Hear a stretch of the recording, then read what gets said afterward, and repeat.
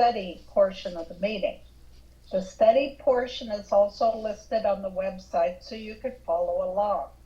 Tonight our recap starts on page 45 and ends on 47.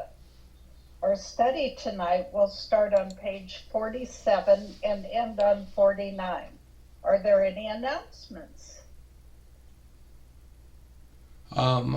Hi family, my name is Jamie. I am a very grateful recovered alcoholic. And this weekend in District 40, we are doing a sponsorship workshop, and it is going to be done as a hybrid. The location is going to be, for those of you in Tennessee, which are only a couple of us, at the Better Way House, 241 Water Street, Pulaski, Tennessee. For Zoom, it will be 889-131-0346, and the password will be 085607. You can contact me if you want any further details, and we've got we've got 4 different topics in that as well. How do I choose a sponsor? What is the role of a sponsor? What is a service sponsor? 3 topics. And then we will be open up for a question and answer session. It will be from noon Central Time to 4 p.m. So come out and join us, especially if you're working with somebody. We would love to have you. Thank you. That's this Saturday, Jamie? That's this Saturday. Okay. Okay, Shayna, you're on. I am. Good evening, everyone. I'm a recovered alcoholic, and my name is Shayna, or Serenity Pickle. Welcome to the Lppbbsg Primary Purpose Big Book Study Group. To prepare for our Big Book study, let's get focused by having a 3-minute moment of meditation, followed by our family's frog-like prayer. Shayna, would you turn your volume up a little bit on your end, Shayna? Just turn your mic up a little bit. You'll be fine. Thank you. And I'm a recovered alcoholic. My name is Terry Pickle Chips. Thanks for joining us tonight. We're going to start the meditation in a minute, so please take a moment to get situated. Okay, so be aware of background noises when you're unmuted, and sharing is not to distract others or yourself. We suggest we all observe proper Zoom etiquette. If you wouldn't do it in a live meeting, please don't do it here. A friendly reminder, absence of profanity offends no one. Please keep yourself muted during someone else's share. We will call on you in the order that hands are raised. From the foreword to the first edition of Alcoholics Anonymous, we of Alcoholics Anonymous are many thousands of men and women who have recovered from a seemingly hopeless state of mind and body, to show other alcoholics precisely how we have recovered is the main purpose of this book and of this group.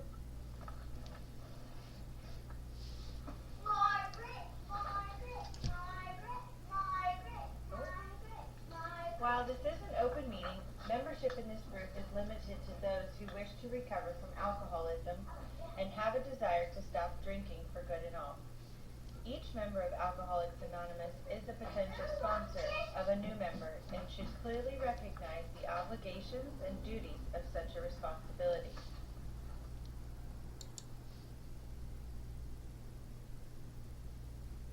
Okay, I don't see you where, I think I'm lost here. No, that was my mistake. I had pages stuck together. I apologize. That's So, okay. For the meditation, some suggestions are focus your breath and posture. Breathe in God and breathe out self.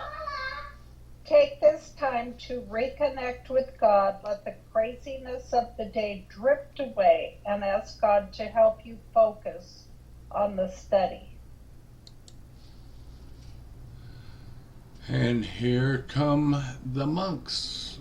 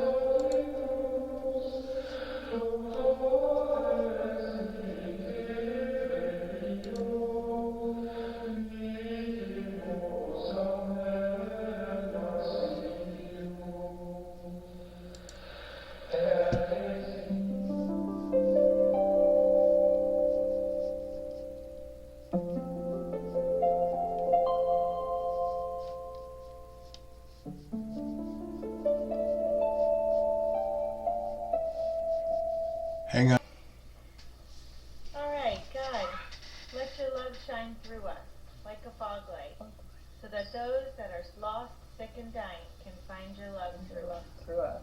Amen. Amen. Let's have our secretary report. Come on in, Stephanie. Hi, am I unmuted? Yes. Okay. Hi, my name is Stephanie, and I'm your recovered alcoholic secretary. I've asked Kenny to read the recovered statement. We read this notice to explain why many people in this group identify as recovered rather than recovering, and what it exactly means to be a recovered alcoholic. Take it away, Kenny. I don't see it yet. Okay, hang on.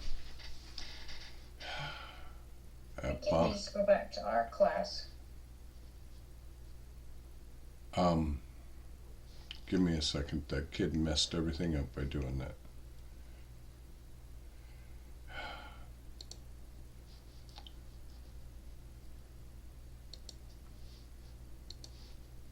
There we go. You should have it, Kenny. I'm just gotta make it bigger. Can't see it. Okay.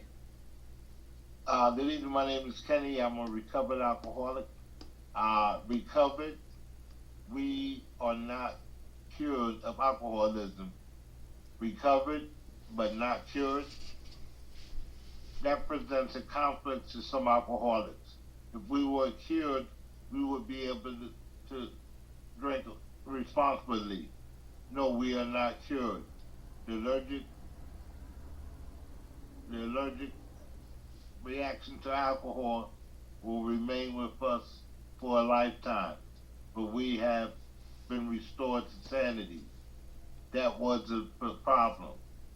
The main problem of the alcoholic centers in his mind rather than his body. We are now sane when alcohol is concerned. Thank you. Thank you, Kenny. Consequently, we have recovered. Thank you for joining us tonight. We meet every Tuesday starting at 5:30 p.m. Central Time with the Gerbil Fellowship Cage, where we chatter for an hour before the start of the meeting. Feel free to bring side dishes, preferably donuts, to share with the buzzards. Our Big Book study starts promptly at 6:30 p.m. Central Time, and we ask that you be courteous and ready to begin at the sound of the foghorn. We take our Big Book study seriously. Because of this, chat will be disabled during the study. In the 1940s, when the only elements to sobriety were God, a big book, and one recovered alcoholic working with an untreated alcoholic, the success rate was as follows. And the forward to the second edition of Alcoholics Anonymous, page XX. Of alcoholics who came to AA and really tried, 50% got sober at once and remained that way. 25% sobered up after some relapsed, and the remainder of those who stayed on with AA showed improvement. Can we have a show of hands of people joining us for the first time? Well, we do have some new folks here. Mike, welcome. Paul Jr., welcome. And we have Laura with us as well. And Karen listening. Good to have all of you with us. Welcome. And welcome, everybody. And then the recovered alcoholics. These are your potential sponsors. Is anyone celebrating a milestone this week? Anybody got a number? All right. No hands. If you should require a big book of your own, we have large print editions available that can be sent to you by buzzard mail. Delivery time questionable. Please remember to practice our 7th tradition by donating to the group address, Venmo, or PayPal posted in chat and on the screen. Our suggestion is to purchase a big book and take an untreated alcoholic through the program of recovery. Please visit our website posted in chat. Thank you, and Lord willing, I'll see you next week. Thank you, Steph. From chapter 2, there is a solution. The tremendous fact for every one of us is that we have discovered a common solution. We have a way out on which we can absolutely agree, and upon which we can join in brotherly and harmonious action. This is the great news this book carries to those who suffer from alcoholism.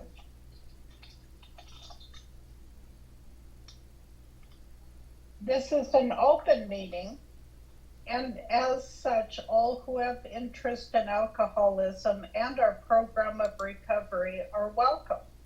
Because this is an open meeting, you need not identify yourself nor your reason for being here if you do not wish to do so. Your anonymity will be protected. We ask you protect ours. While this is an open meeting, membership in this group is limited to those who wish to recover from alcoholism and have a desire to stop drinking for good and all. Each member of Alcoholics Anonymous is a potential sponsor of a new member and should clearly recognize the obligations and duties of such a responsibility. Okay, before we begin our study of the Big Book, last week we reviewed Tradition 4. Tonight, let's take a quick look at Tradition 5. Please refer to page 562 of Alcoholics Anonymous. Take it away, Jamie. Good evening, family. My name is Jamie. Very grateful recovered alcoholic, and good to be with you, and thank you. Glad to have all of you here. First off, our short form. Tradition 5, each group has but one primary purpose: to carry its message to the alcoholic who still suffers.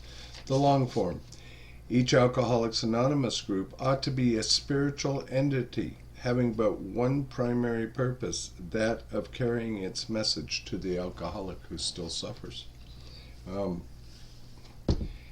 what is the message, folks? The message is what's in this big book of Alcoholics Anonymous, and we do a book study here a particular way in order to carry that message. And I've been to a lot of groups, and there are groups that sometimes have absolutely no message whatsoever. It is all about the problem rather than what the solution and recovery from alcoholism is all about. And no offense to anyone who has a cat, but sometimes somebody will come in and talk about how their cat died, and you'll have the next 14 people sharing about how their cat died, and it turns into the My Dead Cat meeting. And that's not carrying the message of recovery. And it's sad and it's tragic. I'm going to tie sponsorship into that a little bit too.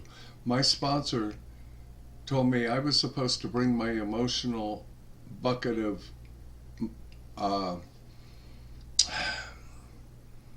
garbage to him and not to dump it on the meeting. And I feel that that's very important. I'm also going to tie in something that happened tonight with the bomber, and it's going to relate to Tradition 5, but I'm going to take us back to Tradition 3 for just a second. The only requirement for membership is the desire to stop drinking. A few months ago, as a group, for the first time in 6 years, a few months ago, we decided to put ourselves on online intergroup for the purpose of being able to reach out to the newcomer who needs help in Alcoholics Anonymous, who needs a meeting to go to. We did that. And the last few weeks, we have gotten a few bombers. It hasn't been real bad, but bad enough. And the explicit things that happened tonight, clearly, that is not someone who has a desire to stop drinking. It's someone who wishes to cause a ruckus in the meeting. And that takes me back to our 5th step and our primary purpose. In this meeting, we carry the message that is in the big book of Alcoholics Anonymous. We do the book study a certain way so that it has a greater understanding with everybody. We don't use outside literature. We don't really even use other conference-approved literature in this meeting. Someone can certainly relate to it in their share and talk talk about other literature, but we specifically focus on the message in the Big Book of Alcoholics Anonymous. And why do we do that? Oh, well, we're a big book study for one, and the other is simply that in the Big Book is the only place that the directions for taking the steps exist. They're not in any of our literature. They might be written in our literature, but the process for taking them, the recipe for baking the cake, is only in the Big Book. And that's the primary purpose of this group. And our mission statement is to carry the message to the treated and untreated alcoholics. So thank you. Thank you, Jamie.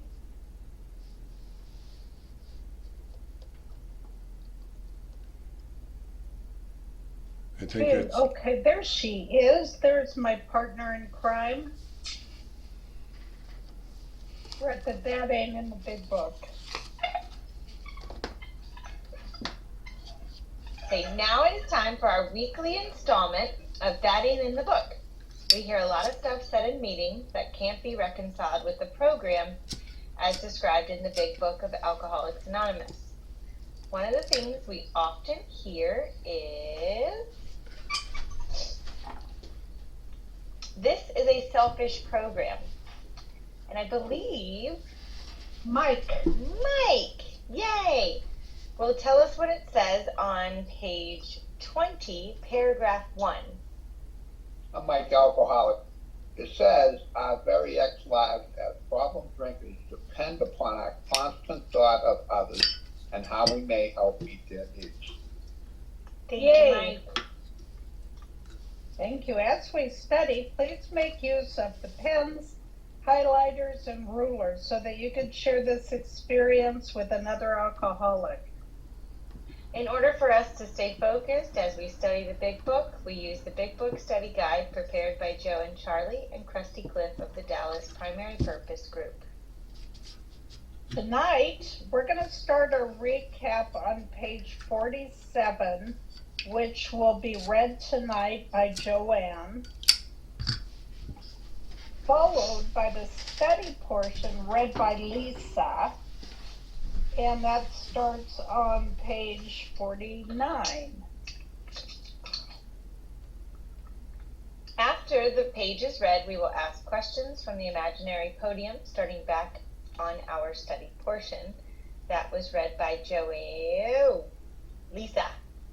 Oh, yeah, Lisa, you're right. Sorry.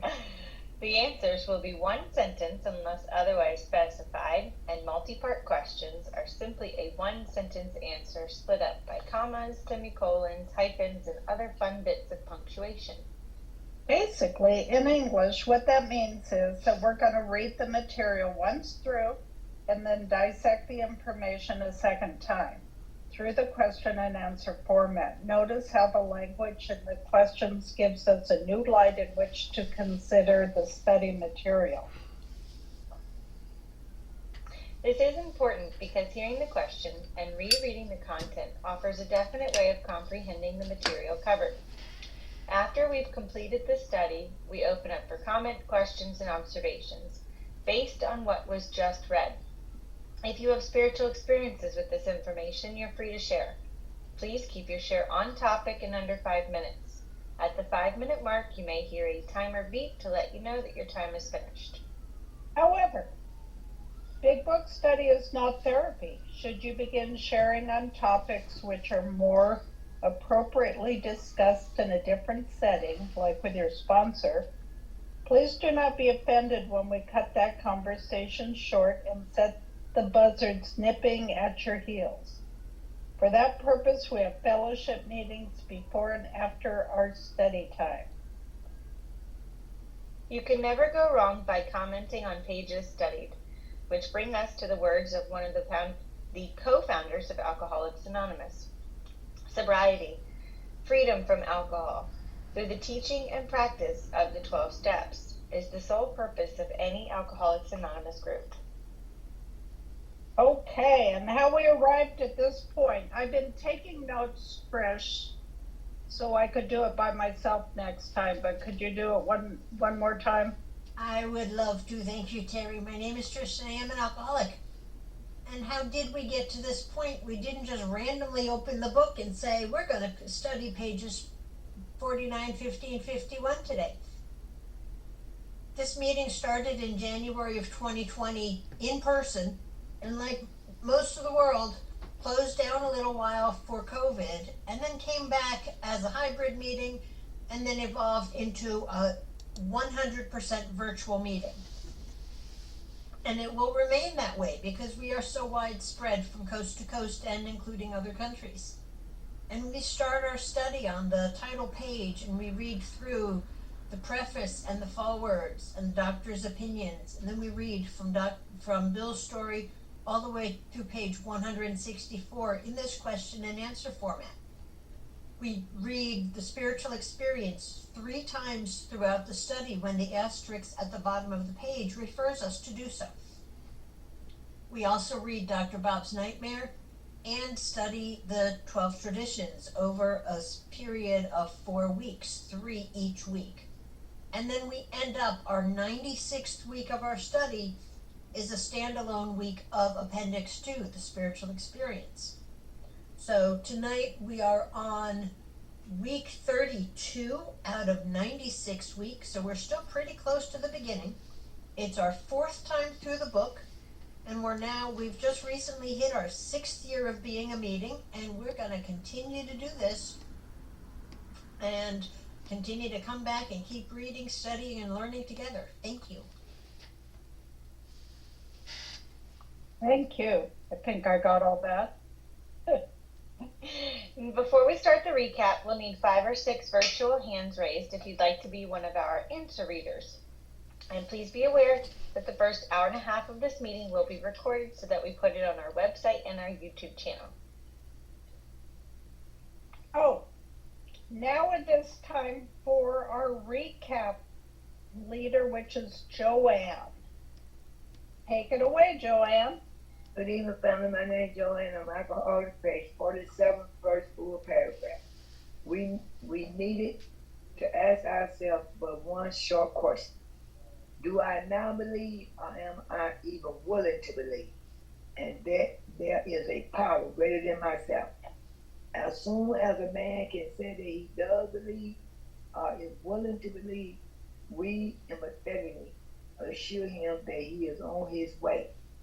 It has been repeatedly proven among us that upon this simple cornerstone, a wonderful, effective spiritual structure can be built. And they got an asterisk there. I'm going to read that. Please be sure to read Appendix 2 on spiritual experience. That was great news to us, but we had assumed we could not make use of spiritual principles unless we accepted many things on faith which seem difficult to believe. When people present us with a spiritual approach, how frequently we all say, I wish I had what that man had. I am sure it will work if I could only believe as he believed. But I cannot accept as surely true the many articles of faith which are so plain to him. So it was comforting to learn that we could commence at a simple level. Besides a seemingly inability to accept much on faith, we often found ourselves handicapped by optimism, sensitivity, and unreasonable prejudice. Many of us have been so touchy that even casual reference to spiritual things made us listen with anti-ism. This sort of thinking had to be abandoned. Though some of us resisted, we found no great difficulty in casting aside such feelings. Faced with alcoholic destruction, we soon became open-minded on spiritual matters, and we had tried to be on other questions. In this respect, alcohol was a great persuader. It finally beat us into a state of reasonableness. Sometimes it was a tedious process. We hope no one else will be pressured for as long as some of us were. The reader may still ask why he should believe in a power greater than himself. We think there are good reasons. Let us have a look at some of them. The practical individual of today is a stickler for facts and results. Nevertheless, the 20th century really accepts theory of all kinds, provided they are firmly grounded in fact. We have numerous theories, for example, about electricity. Everybody believes them without a bubble of doubt. Why does ready accept it? Simply because it is impossible to explain what we see, feel, direct, and use without a reasonable assumption as a starting point. Everybody nowadays believes in scores of assumptions for which there is good evidence, but no perfect visual proof.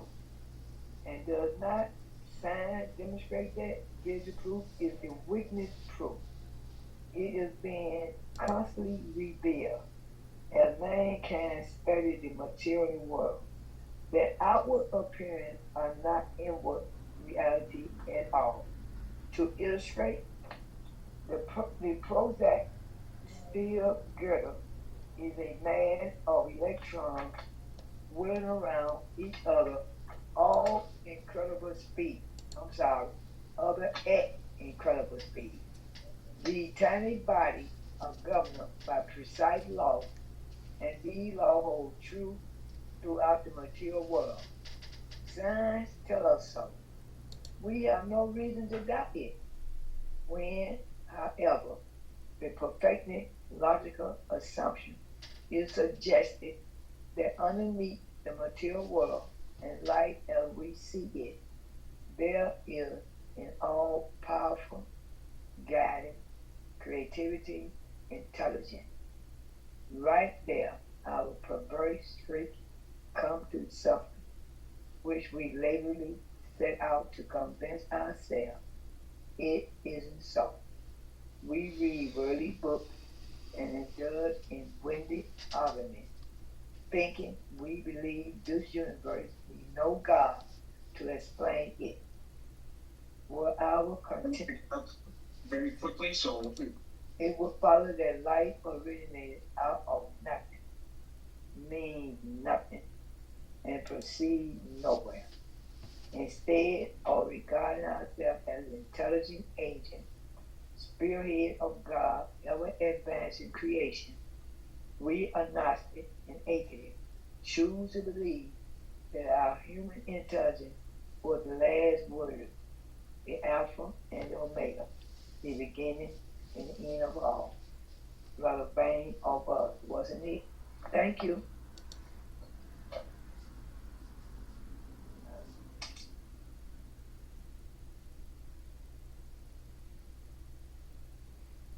Where are our hosts?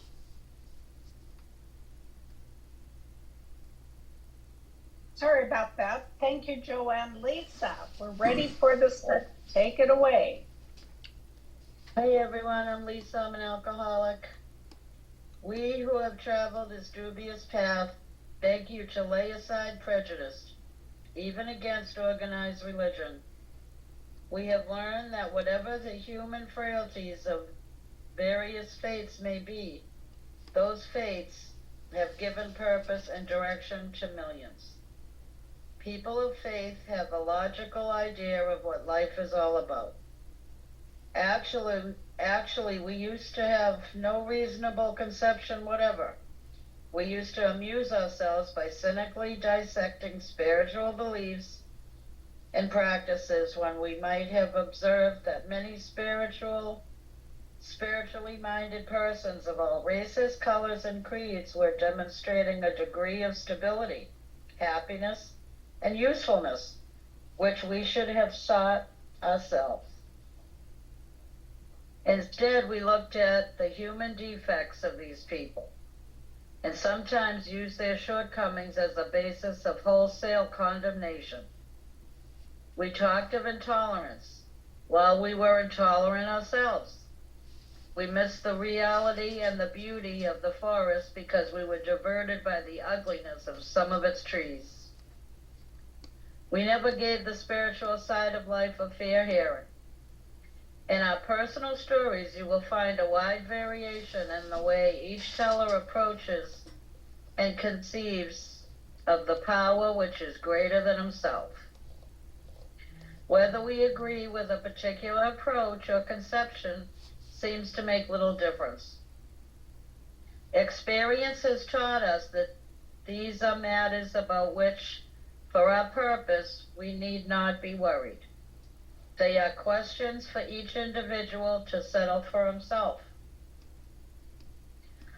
On one proposition, however, these men and women are strikingly agreed.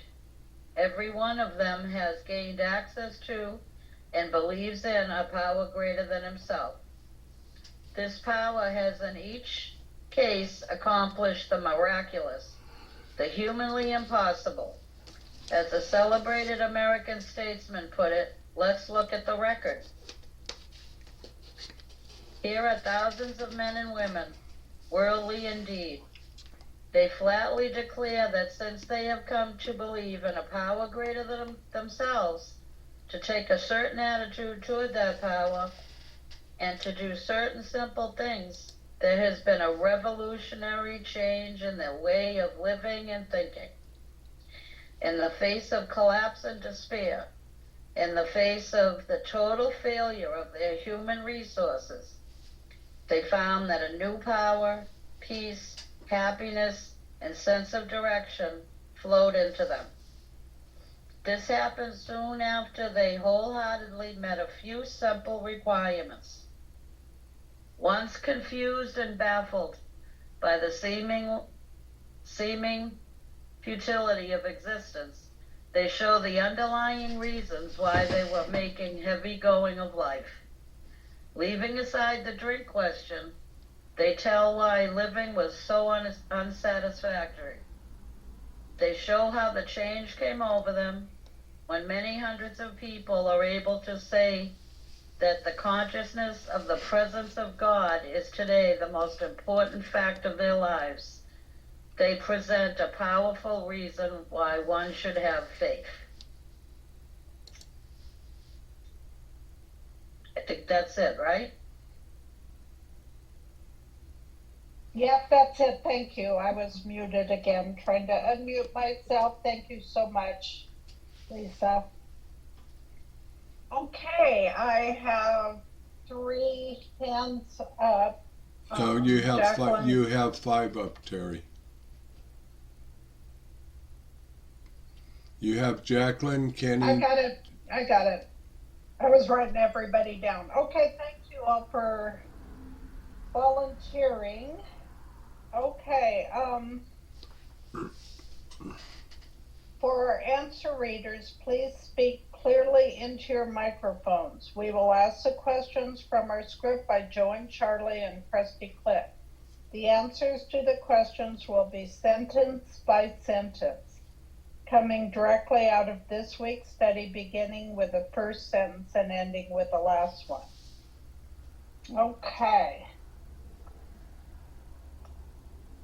Okay, before questions,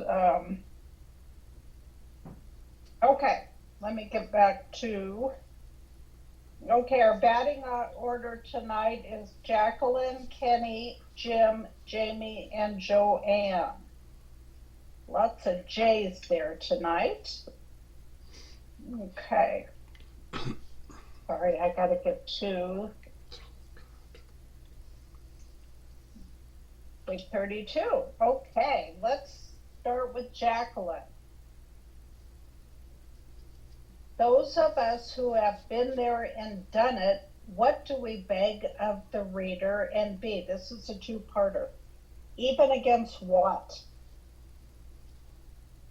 We who have traveled this dubious path beg you to lay aside prejudice even against organized religion. We Kenny. have learned. Nope, thank you. What have we learned? Kenny. We have learned that whatever the human frailty of various faiths may be, those faiths have given purpose and direction to millions of people. Jim, what do people of faith have? People of faith have a logical idea of what life is all about.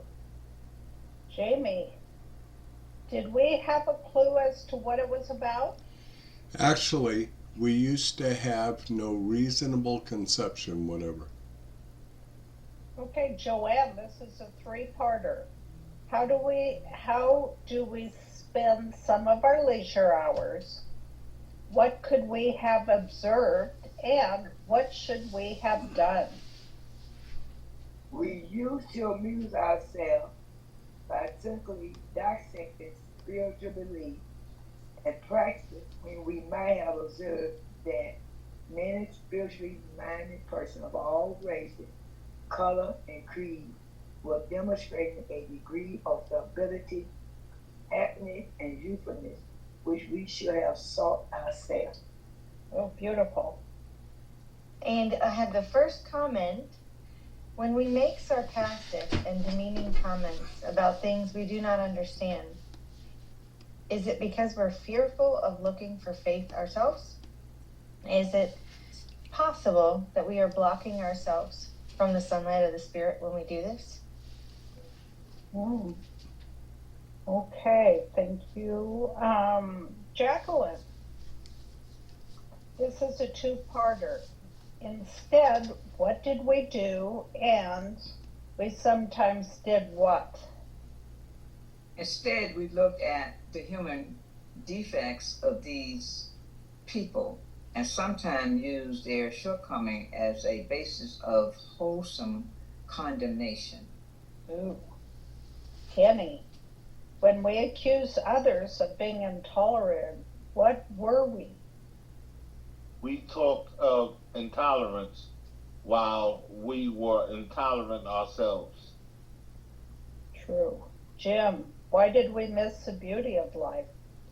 We missed the reality and the beauty of the forest because we were diverted by the ugliness of some of its trees.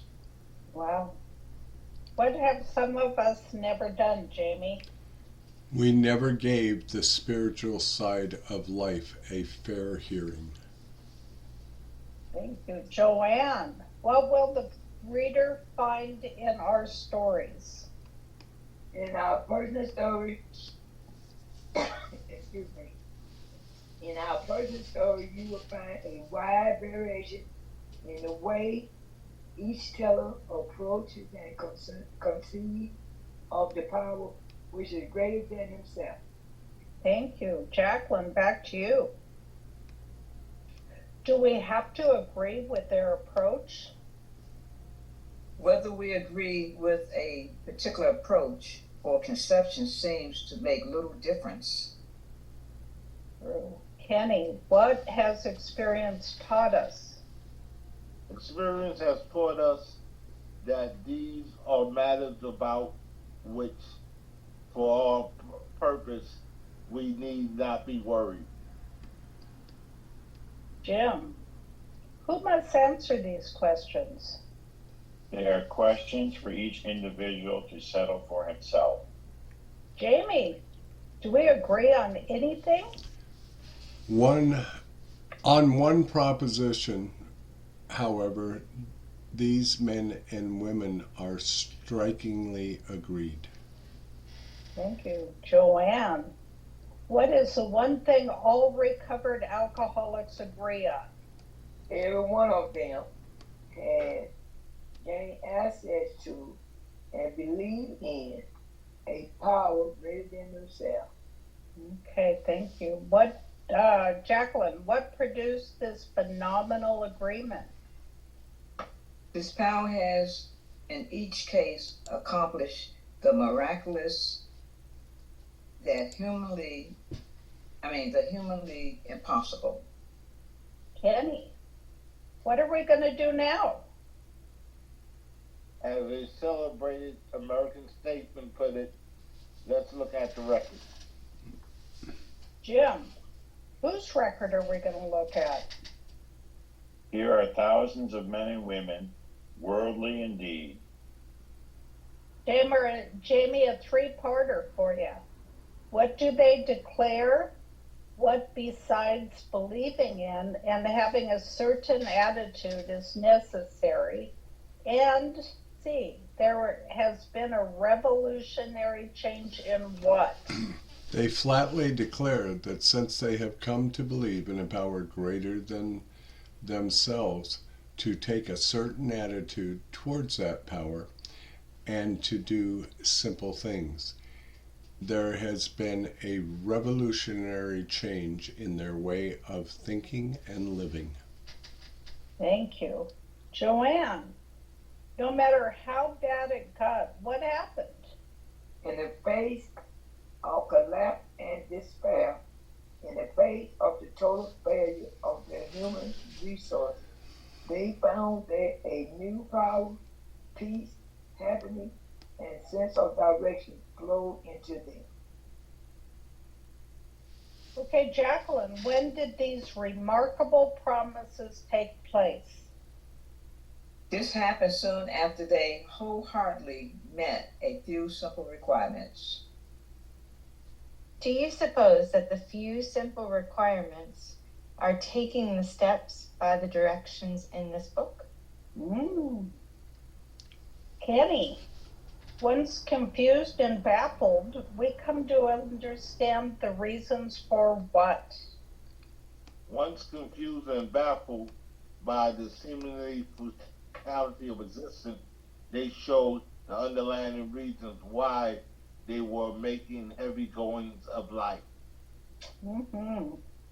Hey, Jim, ignoring the problems caused by our drinking, what did they come to see clearly? Leaving aside the drink question, they told why living was so unsatisfactory. You? Okay. Jamie, what do they demonstrate? They show how the change came over them. Joanne, a two-parter. What is it that many recovered alcoholics are able to say? And B, what do they present?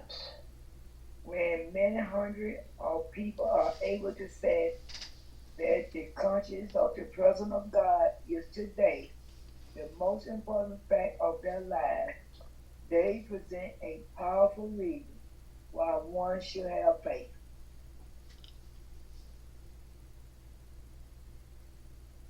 Given today's membership, the many hundreds referred to in the book was over 2 million in 2020, presenting a powerful reason why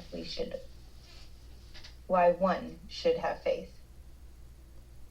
Okay, that wraps that up. I want to thank Jacqueline, Kenny, Jim, Jamie, and Joanne for helping me out with this. Perfect reading tonight. Okay, if we're gonna, okay. If you have experience with the portion of the book that was just read, please feel free to share. Please be mindful of your time and that others may have their hands raised and are waiting to share. A friendly reminder as we share, absence of profanity offends no one. We are now open for comment, questions, observations, and spiritual experience based on what was just read.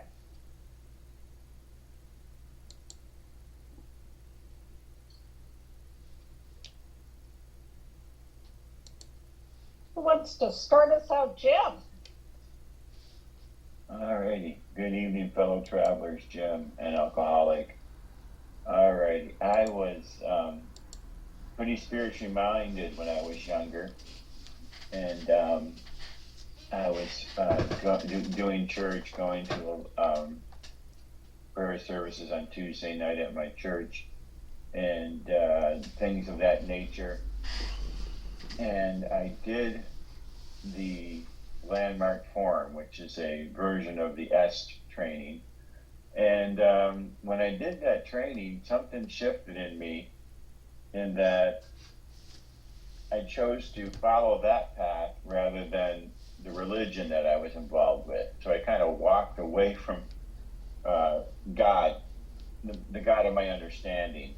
And then the next thing you know, I'm out drinking and I'm out having a good old time, and it ended up not so good. And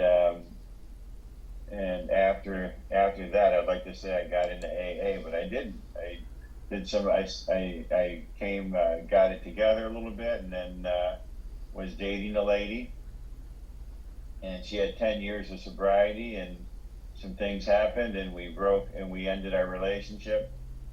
And after that, I had like a moment of clarity, and I came back to the program.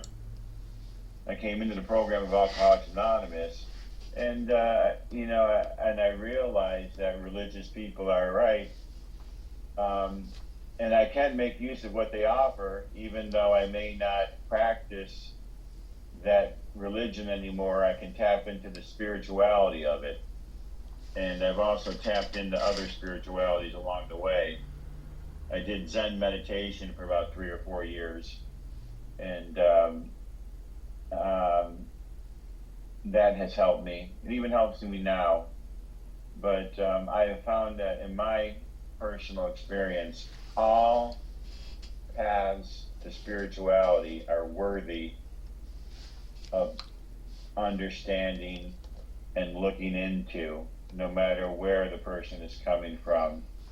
Everyone is seeking that higher power, and which we find here in this program is within. It's an innermost resource, and that's like, wow. That and I know there's times that innermost resource would give me information, and I would just say, yeah, okay, thanks. And myself, I would do what myself wanted to do, rather than know what that innermost resource said. It might have been a warning, or it might have been a suggestion to do something that was valuable. And every time I disregarded that thing, especially when it was a warning, man, I got hurt. And it wasn't like God was punishing me. It was my own free will, my own willpower, running my life based on self, defeated me. I really thought that life was such a struggle, and that the people outside of me were defeating me over and over and over again. And I had this epiphany in AA that it wasn't anybody outside of me that was defeating me. It was selfishness, self-centeredness, trying to run my life on my own willpower, which is what was defeating me. So I try today into that inner resource. In this sentence, the last sentence about consciousness of the presence of God is today the most important fact of their lives. They present a powerful reason why one should have faith. I am just now beginning to tap into that in certain ways. I do not have that strength that some of these first 100 have. I do believe God could be the most important fact of my life, the presence of God. But I still find myself making the most of tapping into that presence. Doesn't mean that God doesn't love me. It just means I'm a slow learner. Mm-hmm. And I'm glad to be here sober today. And I haven't gone out drinking, but I've caused myself problems along the way. And good to be here with you all. Thanks for the meeting. I pass. Thanks, Jim. Shayna, you're up. Yay, thank you. Shayna, recovered alcoholic.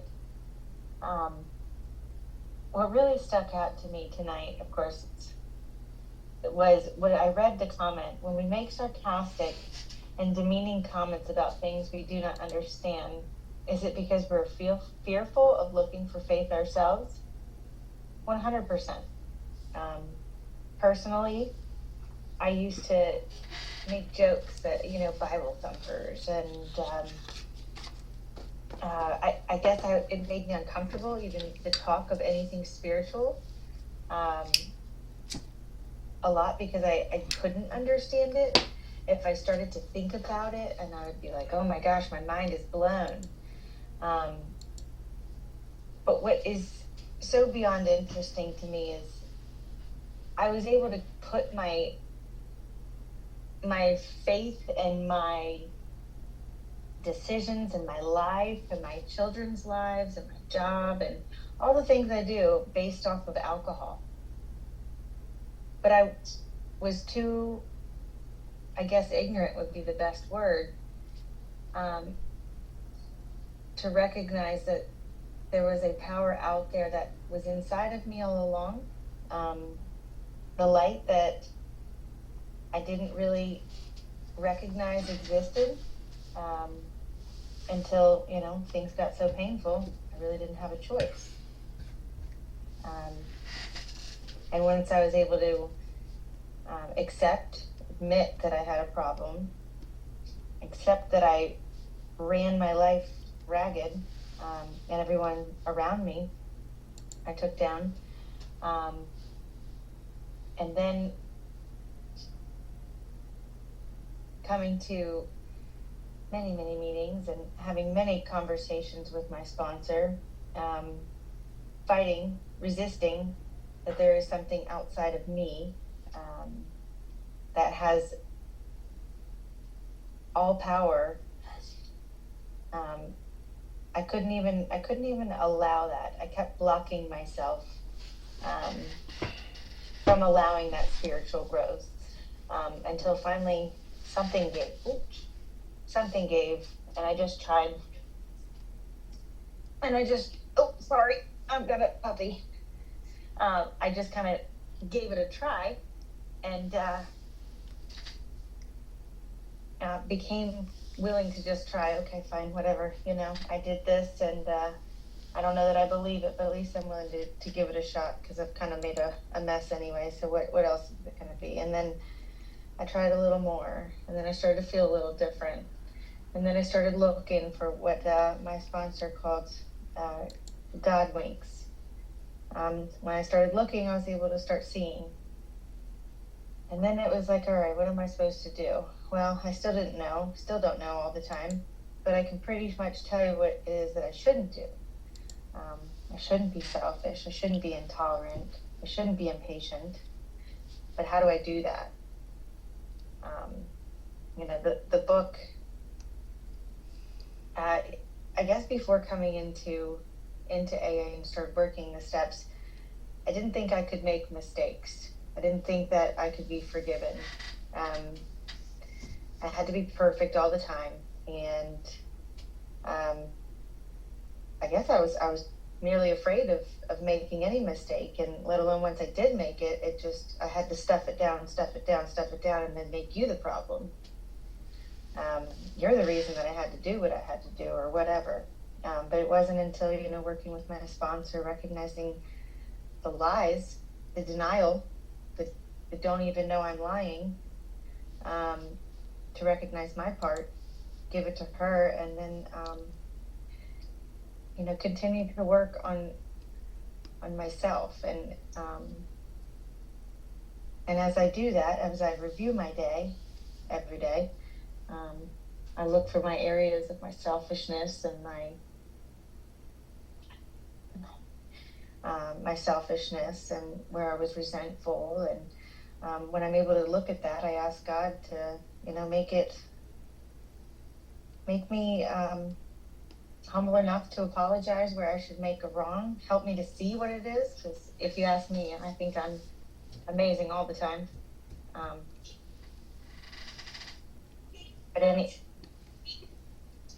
Sorry, I have lots of little distractions. I'm over here hiding in the corner. Anyhow,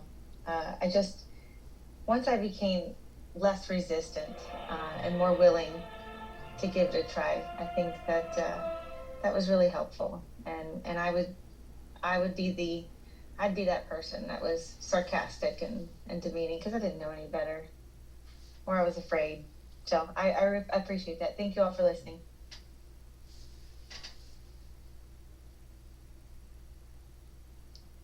Terry, you're muted.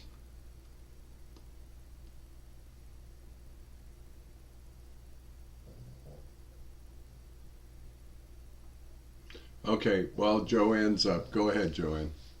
Ladies and family, my name is Joanne. I'm an alcoholic. I enjoy the reading. I enjoy being on this meeting as well. And on page 50, it talk about, I like the part where it talk about, in the second paragraph, it said, whether we agree with a particular approach or conception seem to make little difference. You know, when I was born and raised, and I was a Baptist, I was very religious, and then I came to Chicago and I started drinking. And by reading this here, I was an atheist, I was an agnostic, I was a believer, and I was an unbeliever. I was all those things when I started drinking. I just was confused. And one of the reasons why I was confused about this particular approach about God or El Shaddai power, because I didn't want to mix my drinking and my behavior with God, because I was afraid to mix it. So I went the opposite way. But by the time I came to y'all, that paragraph where it said, here are thousands of men and women, worthy indeed. Yeah, I came in here with the outside world. That's why I brought it in with me, because that's all I knew. Because I had lost my way. And by the time I got to y'all, I was all messed up. I couldn't think, and I couldn't make a complete sentence. It just wasn't there.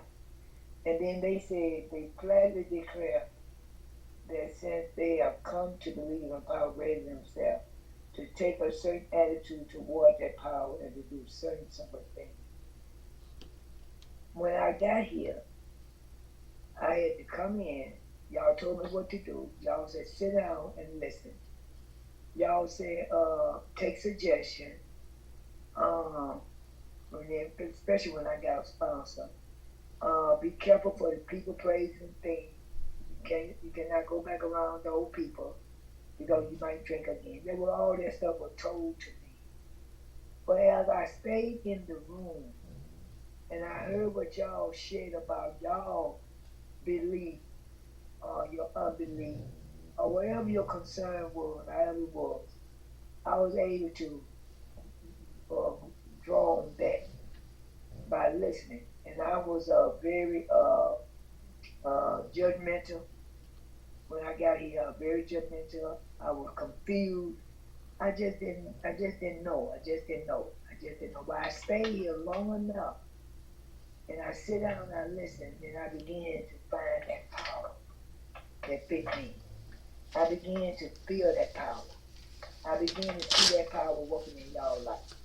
I began to get another conception of that power, the conception I had when I was a little girl, then being drunk, then being mischievous and all of that. By the time I got here, I sit down and listen. That power began to change. My thinking began to change. My way of acting began to change. I began to feel peace. I began to feel I wasn't afraid like I used to be. I was able to, as I stayed here long enough, I was able to make a complete sentence. I began to read how it worked. I began to look like my five senses started coming back to me. I began to hear. I began to see. I began to feel. My stuff started coming back to me. But I do know it all began because I came in the room and I sit down I did what y'all asked me to do. And stuff began to happen for me too. You know. And I had to follow some suggestions.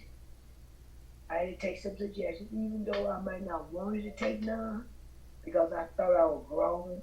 I thought y'all could tell me what to do. I'm 40-year-old.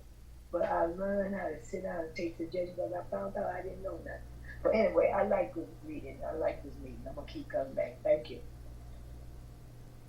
Thank you, Joanne. We like having you. Thank you. Okay, more hands.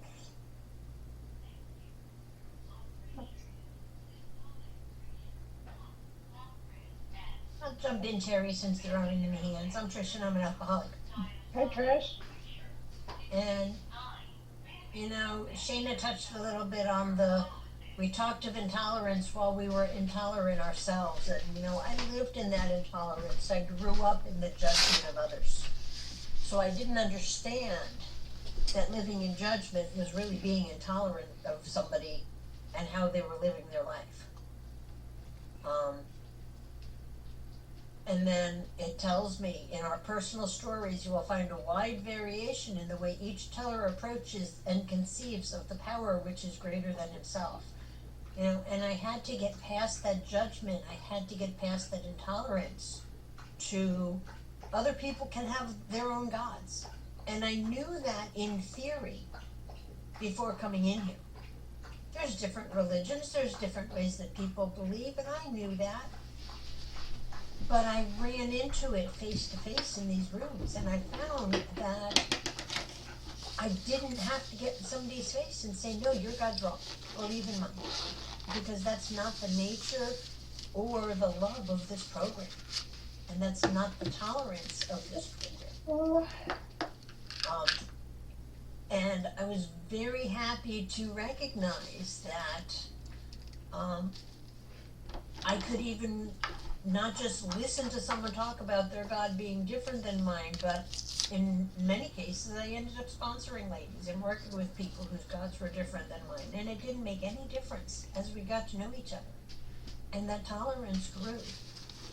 And that experience, as it says, these are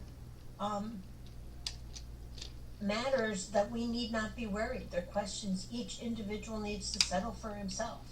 I can't tell somebody what or who their God is any more than they could tell me what or who my God is. I have to come up with my own, just like everybody else has to come up with their own.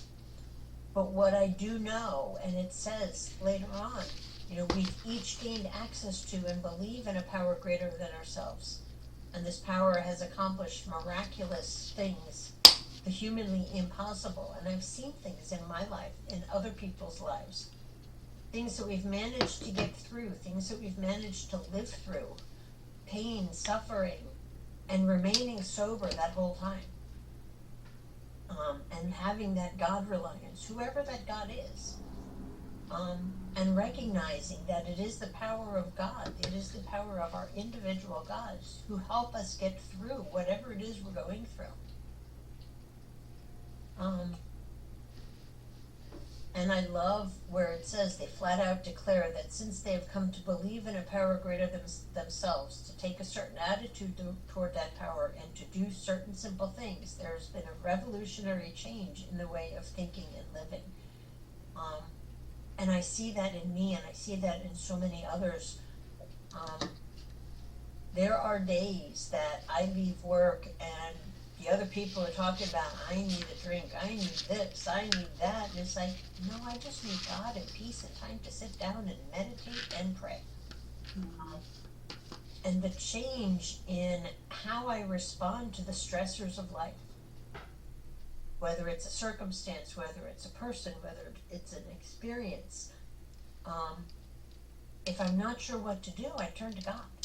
I don't turn to a substance. I don't turn to a quick fix of something that I hope or think is going to make my life better. But I rely on that God dependence because that's what's going to get me through. God is what's going to help me get through whatever is going on in my life. And yeah, once I meet a few simple requirements, and those are the steps. It's the steps that I've learned who that God is. It's that that step. It's the steps where I grew that relationship, started and grew that relationship with my God, with my higher power.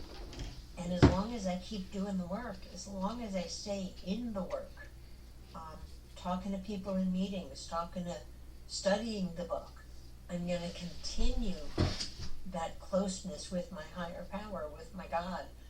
And then I'm going to be able to continue to keep that reliance on God and show it to others. And I'm going to stop there. Thanks. Thank you, Trish. Lisa, come on in. Hi everyone, I'm Lisa. I'm an alcoholic. Yeah, I really like this reading, and I'm sure I've read it in our group and other times, and it really hit me tonight. It's true how we see things and see things differently the more time you have. When I through the years I pick and chose what I do in AA, and usually it was just going to meetings and certain types of meetings. I'd never be in a big book. And that was fair, I know now. And I that choosing to believe in a power greater than myself. Oh boy. Greater than me, the great I am? No, that I like I said, I pick and chose.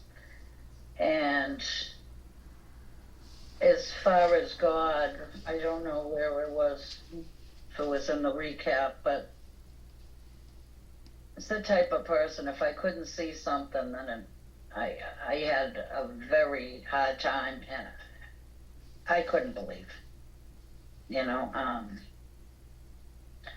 but these past couple years, I see my God now. I see how he's worked in my life.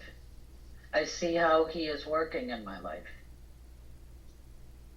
My relationship with him has grown and gotten stronger, and he's with me every day. I ask him every day to guide me. Help me see what I need to see. If I'm struggling, I'm asking for a pathway to get through it. Like I too was the person looking at other people's defects of character, and shortcomings. Talking of intolerance. Well, I was intolerant. And I definitely, I missed the beauty of the forest because I was diverted and I was latched on to whatever else was going on, chaos, and I just didn't know. What was that phrase? Contempt prior to investigation.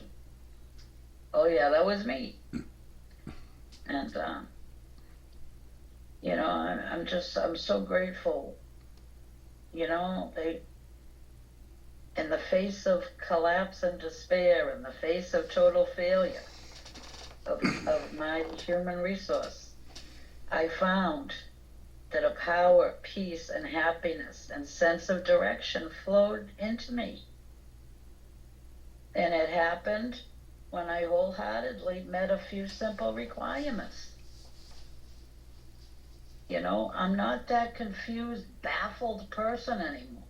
I was petrified of everything, especially in meetings, something like this. I wouldn't open my mouth. I hardly ever had my camera on. But that changed the perspective. It's been happening. you know, what helped me get closer to my God, and I didn't know it at the time, but, you know, doing this work, and before each step, you know, doing the prayers that go with each step, that's all new to me. You know, and I know now, all of that contributed to, you know, the relationship I have with my God now. You know, and I was a person, I lived in a panic state most of my adult life. And, you know, the past couple of years, I'm finding more and more peace and, you know, and happiness. I don't have to fight life anymore. You know, and I'm just really grateful tonight. Thanks, everybody. Thank you, Lisa. Jamie, Mr. Pickles. Good evening, family. My name is Jamie, very grateful recovered alcoholic. Glad to have all of you with us tonight. I love this chapter. And I don't care if you're atheist, agnostic, a true believer, religious, a deacon, a pastor. This chapter has something to offer to everyone who reads its pages, if you're looking for it. And what it has to offer is it offers a pathway to let go of old ideas and old beliefs and open our hearts and minds to new ideas and new beliefs. I really don't care what anybody else's God look like. It doesn't have to look like mine. And the freedom and responsibility that each person who comes to Alcoholics Anonymous is given is to find a God of their own understanding. Yours doesn't have to look like mine, the popes, the Mormon bishops, the Baptist minister, the snake shaker, or anything else. In fact, throughout history, there have been thousands and thousands of gods that people have referred to. Boy, the Romans were real big on multiple gods.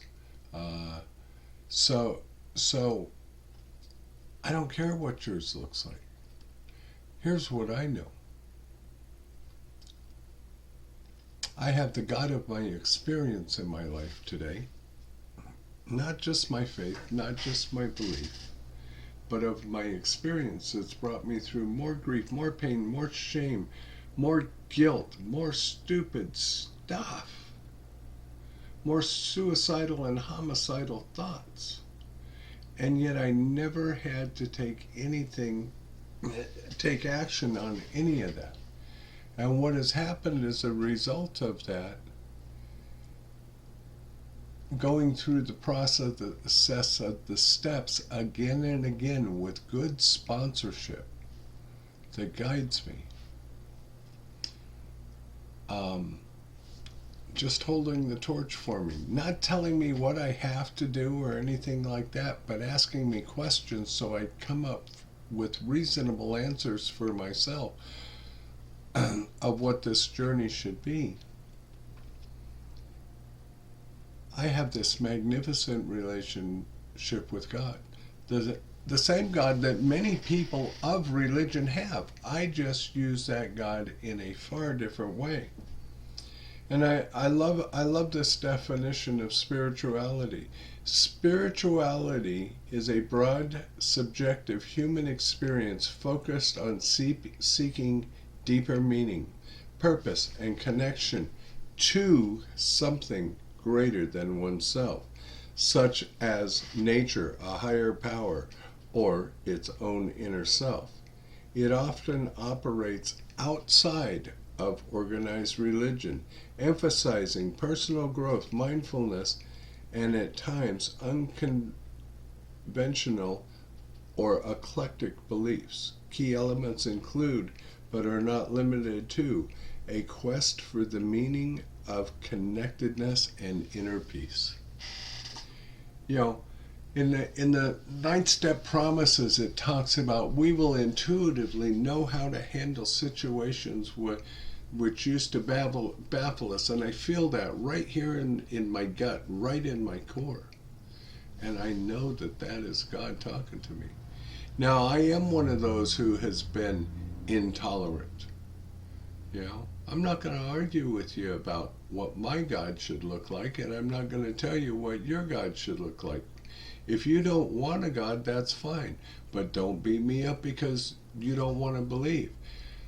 You know, here is a proof of existence of God. I don't know about the rest of you, but I am a chronic, hopeless alcoholic. There was absolutely no hope for me whatsoever. I was on my way to die. And yet there's over 2 million of us in this program sober. And 99.99% of them have some sort of power greater than themselves that they believe in. That is absolutely amazing. And I believe that if I keep seeking God's will in my life and keep asking that power how I can serve Him and His children, I will continue to get what I'm getting. I don't care if you don't like what I have, but I love what I do have. And that is huge in my life. So thank you.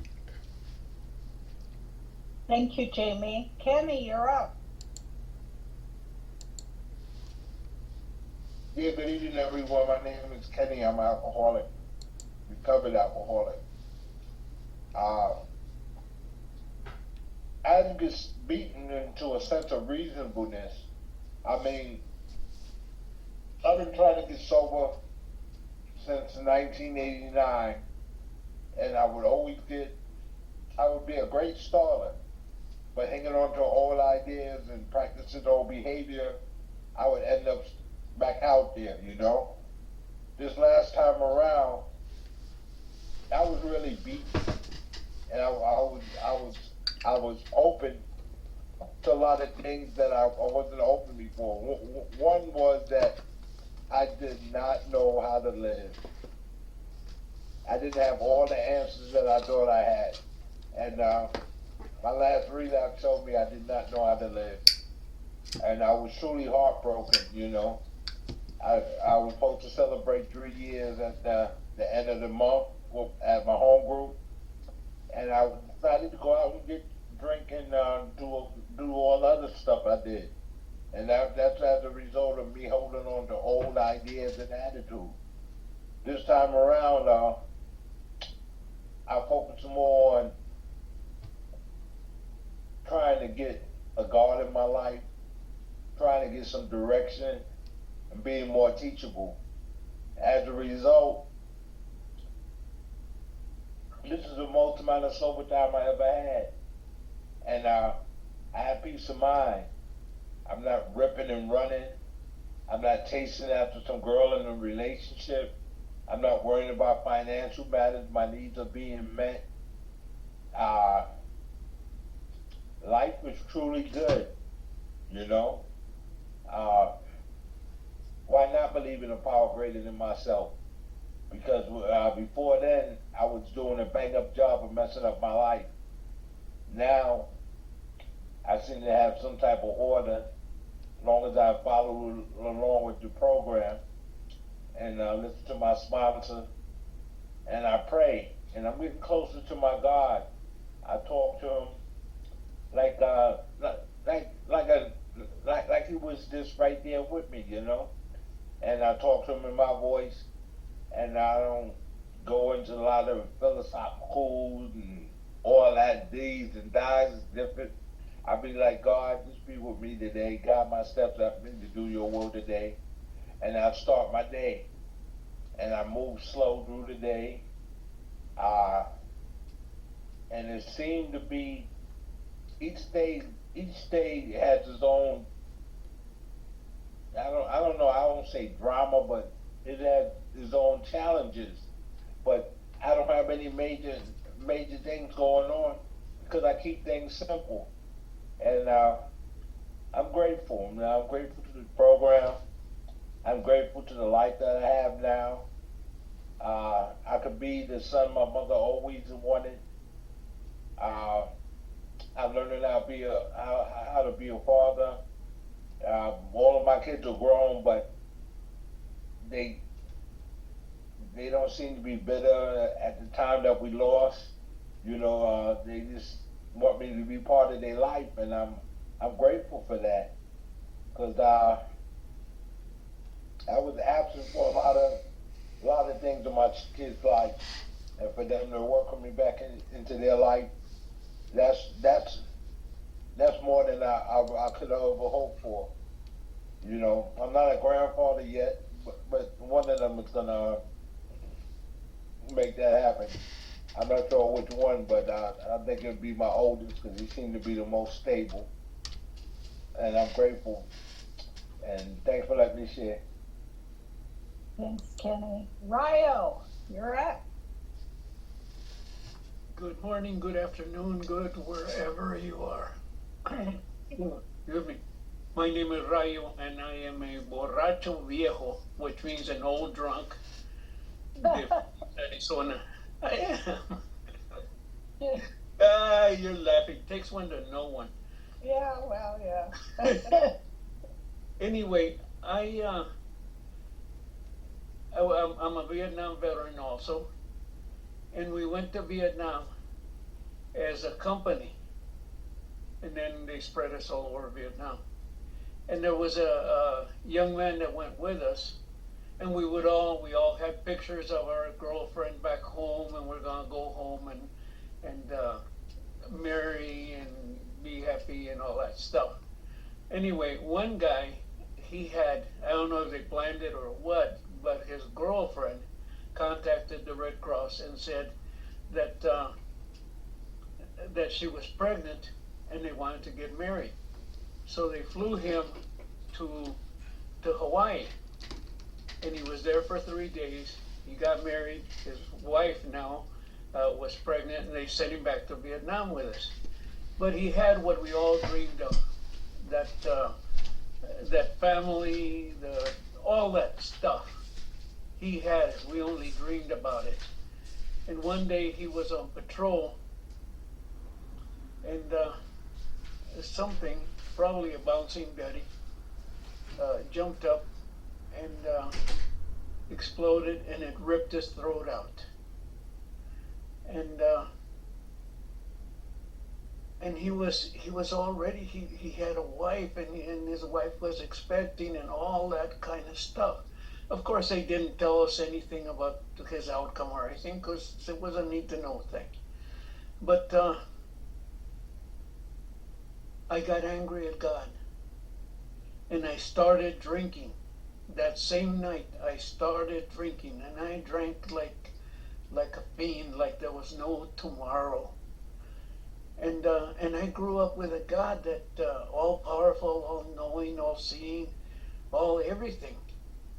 And I got angry at him, and I said to God, I said, why you're all powerful, all doing all that. Why don't you snap your fingers and stop this craziness?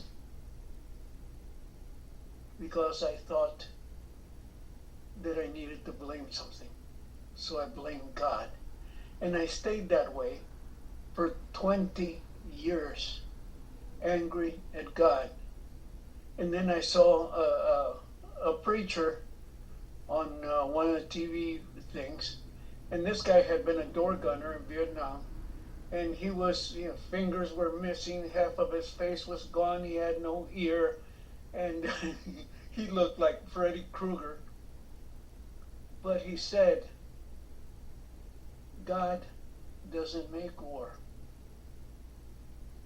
People make war. And just like automatically, I didn't have to question it. I didn't have to anything. He was right. He was right. God, who I've been and I stayed angry at God for 20 years, and I drank for 20 years. So here we are. We're all here because we're not all there, and we're here to.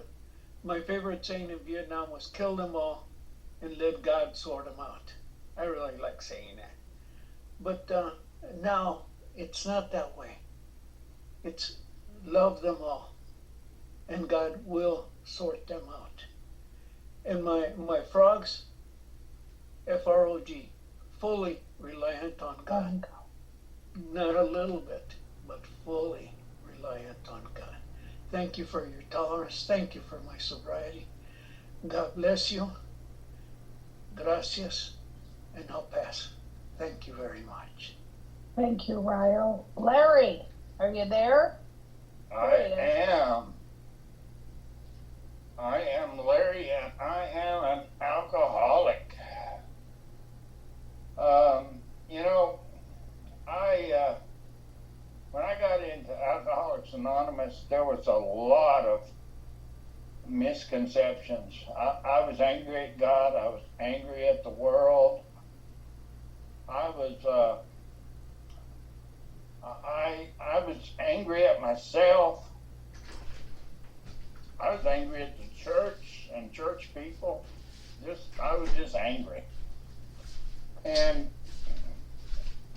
you know, and because I had misconceptions, and because I had prejudices of what I believed to be true about God and what He would do for me, I held on to a lot of it.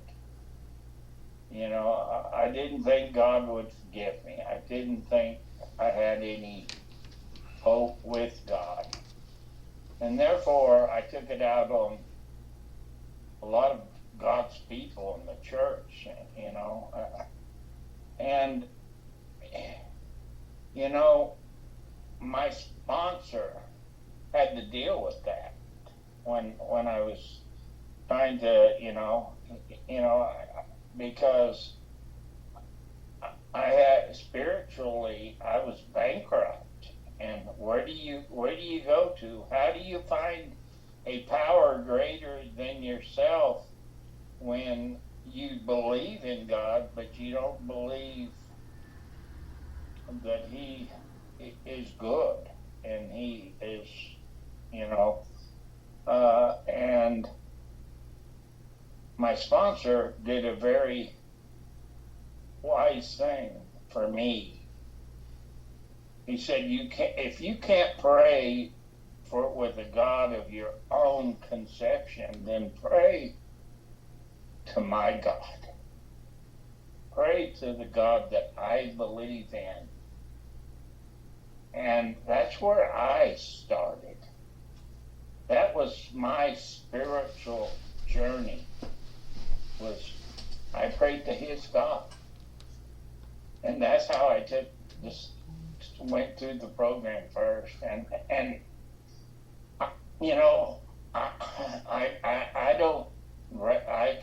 not gonna, unless God leads me to do so, I probably won't take anybody through it that way. If God leads me, I will, but if I find somebody exactly like I was, that's exactly how I'll do it. But,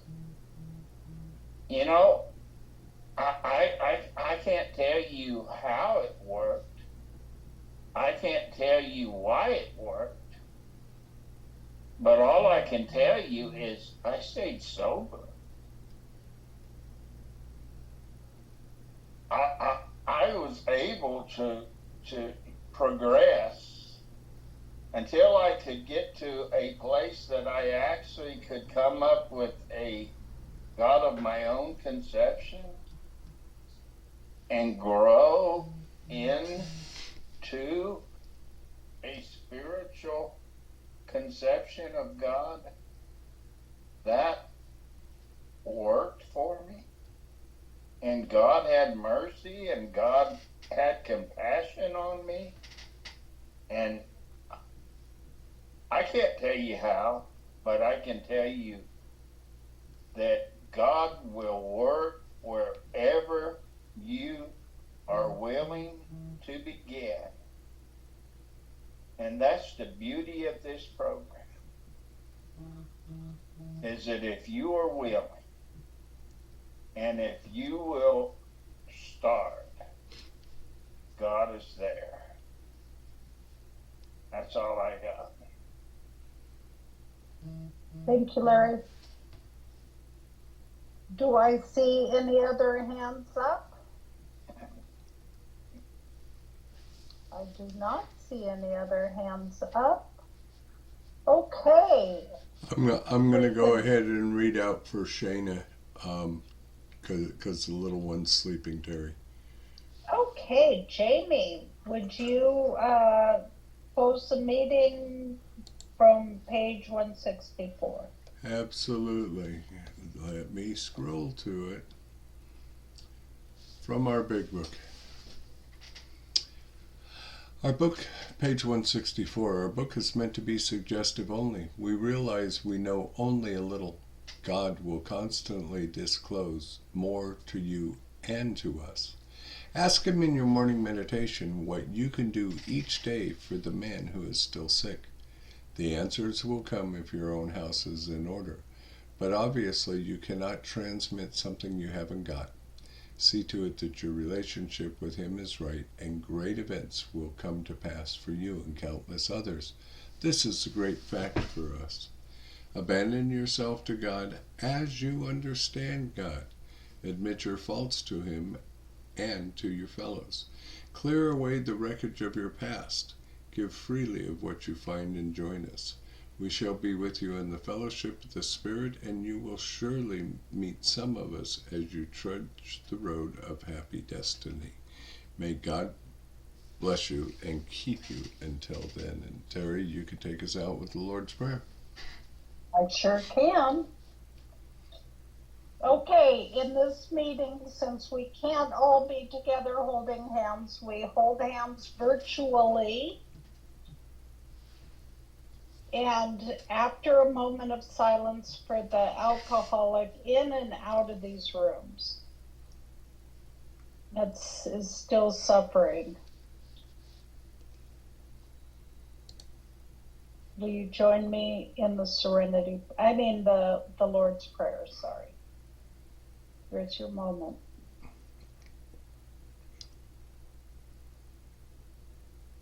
Thank you. Our Father, who art in heaven, hallowed be thy name. Thy kingdom come, thy will be done, on earth as it is in the heavens. Give us this day our daily bread, and forgive us our trespasses, as we forgive those who trespass against us. And lead us not into temptation, but deliver us from evil. For thine is the kingdom, the power, and the glory, forever and ever. Amen. Thank you, folks.